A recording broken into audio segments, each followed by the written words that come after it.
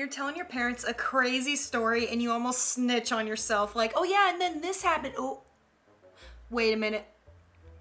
Sorry, I just blanked for a second. Let me just, so yeah, 3 hours after that happened, she said this. Like, you about to snitch on yourself, you better shut up.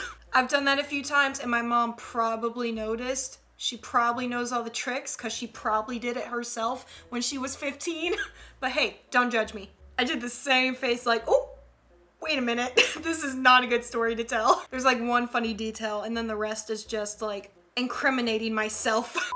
Abusive parent. When you're older, then you will understand why I'm doing this and you will be thankful that I did what I did. Yeah, no, I don't think so. Me, now a traumatized adult with severe trust issues, deeply rooted insecurities, and multiple mental illnesses. Yeah, that sounds great. I'm so thankful for depression and insecurities. Thanks. Like, you were my first bully, Mom.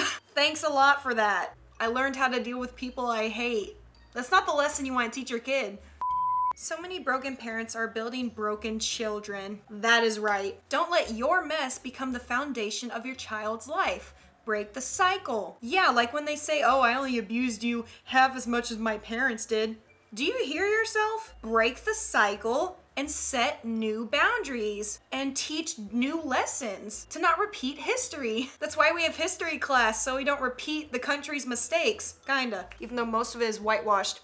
Severe early childhood trauma creates a child with equally intense coping mechanisms. These children are often seen as mature for their age and old souls. Yeah, it's like, as a kid, you're like, oh, I'm such an adult. Like, you feel cool when an adult says you act like an adult.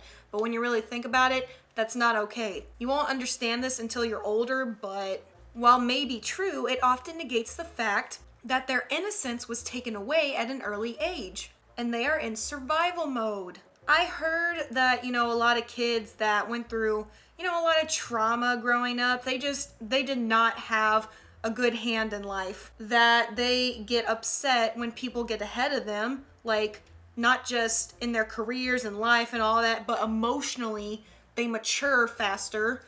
And it's like, we're not all in the same race. Everyone is on their own journey. You will get there when you get there. Don't compare yourself to other people. Not everyone goes through the same situations. You were worried about surviving and they worried about thriving because they didn't have to worry about the same problems as you. Just saying. Growing up with strict parents, when your friends make last-minute plans and you can't go because it takes 2 business days to convince your own parents. I don't think I was ever allowed to go on very last-minute things. 1, I wasn't invited. 2, my parents need all the details. Parents' information in case they need to contact you, in case we, almost die. And some of my friends, my mom just knew were a bad influence and she didn't want me doing anything with them. Some of the best advice I've ever been given. Don't take criticism from people you would never go to for advice. Why do you care about their opinion now? Just because they're criticizing you. That's the one thing you shouldn't care about from anyone.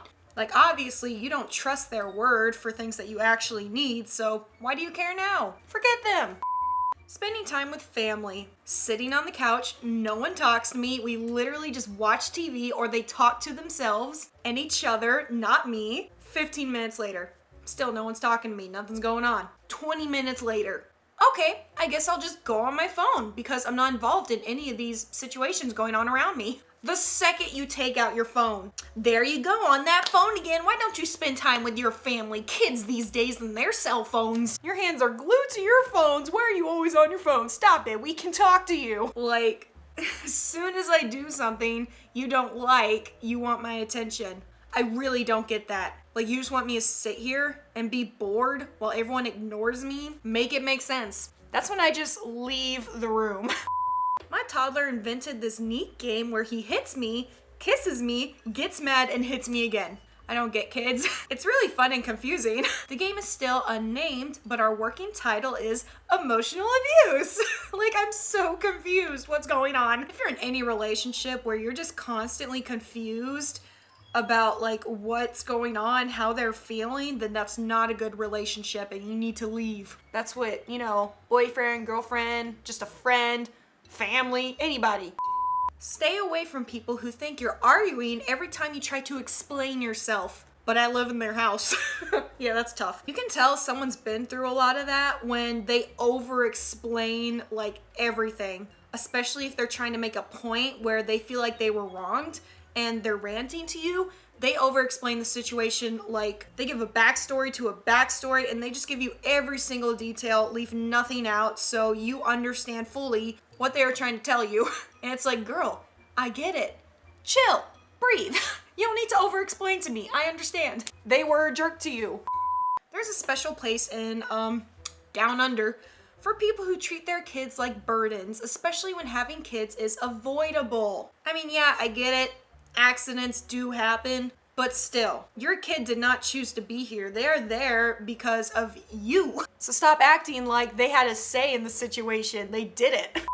Here comes the time of year where having a broken family hits you hard. Are you talking about holidays? Cause yeah, that sucks. Holidays are just regular days when you don't have a family to spend them with. Family isn't just blood. Family can be, new friends you made that make you feel like you're at home every time you hang out, and they invite you to their holidays with their family.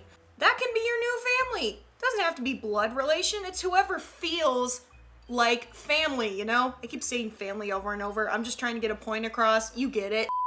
When you're just a naturally distant person who requires a lot of alone time in order to function properly, but your loved ones keep taking it personally. Like, I love you so much, but this isn't about you. Stop making it about you. This is just me. Some people are introverts. Ever heard of it? They appreciate their alone time, and those people usually know who they are as an individual better than anyone else because they're always alone. But they choose to be. Like, there's nothing wrong with that. Not everyone likes to go out. Not everyone wants to be in a relationship or have a bunch of friends. Honestly, quality is better than quantity. One really good friend you can trust is better than 10 friends who always talk about each other. You never realize how toxic certain people are in your life until you cut them off and feel the change. Especially if it's really bad. Trust me, you will physically feel your chest get 10 pounds lighter. You will be able to breathe easier. Your mind will be clear. That fog is gone. You know what I'm talking about if you've ever been through a toxic person. You will physically feel healthier when you cut them out. I know it's hard, but you gotta do it. Life is too short just to let these people latch onto you with their negativity for the rest of your life. Trust me, cut them off. They'll go find someone else to bother, but not you anymore. That's what matters. Mom, clean your room. We're having company. Is everyone eating in my room or something? Like, why do moms always think that the guests are gonna immediately just bolt to the kids' room and be like, oh, this is such a mess. You're a terrible parent. You are just a terrible person. This whole house is disgusting. Bye. Like, my room doesn't matter. As a kid, my version of cleaning was just pushing everything, like all the toys on the floor, into piles against the wall, just so the center of the room was clear. My heart says yes, but parents say no. So no, I can't go. Enough said. Why is there a hashtag mummy? I recently noticed that whenever life was getting me down, I'd usually find $1 in my pocket the next day. Depression fairy, is that you? I told my parents how weird it was, and they told me my little sister puts $1 in one of my pockets when she knows I'm sad to help cheer me up, and now I'm crying. That is so sweet, but it sucks that she already understands the materialistic needs of people in society, and she's like, here's $1, go buy something. I know that's what you want, but it's the thought that counts. It's so nice. Girls who were the eldest siblings in their family are stronger than the US Marines. Especially in a toxic family. The eldest sibling took care of the kids in ways that their toxic parents couldn't, or they wouldn't. Just out of curiosity, reblog this if your family has ever made you feel bad about your weight, your interest, your friends, your taste in music, and the list goes on. What? I hate when you voluntarily tell your parents some information about your life because you think you can trust them. That's normal. You think you can trust your parents. And then they, snap at you for it. Like, congrats, you have guaranteed that I will never tell you anything ever again for the rest of my life because I can't trust you with anything. You're just going to yell at me. Those are the kinds of parents that think, oh, kids don't have to pay bills or get a job or anything. So they have nothing to whine about, nothing to complain about. You're kids, you have no responsibilities. I am still allowed to have problems. I'm a human. When you're finally getting along with each other, then your parents complain you're too loud. Like, you wanted your kids to get along, right? But now you're punishing that behavior. That is how you guarantee you don't get what you want. But anyways, that's it. Comment below if you have a crazy sibling that you love, but you fight all the time. It's normal. And please click the screen to watch another video and subscribe, because I know like literally 70% of you guys aren't subscribed, but you watch my stuff, so I know you like me. So please show that you love me and subscribe. I really appreciate it. But yeah, that's it. So I'll see you later.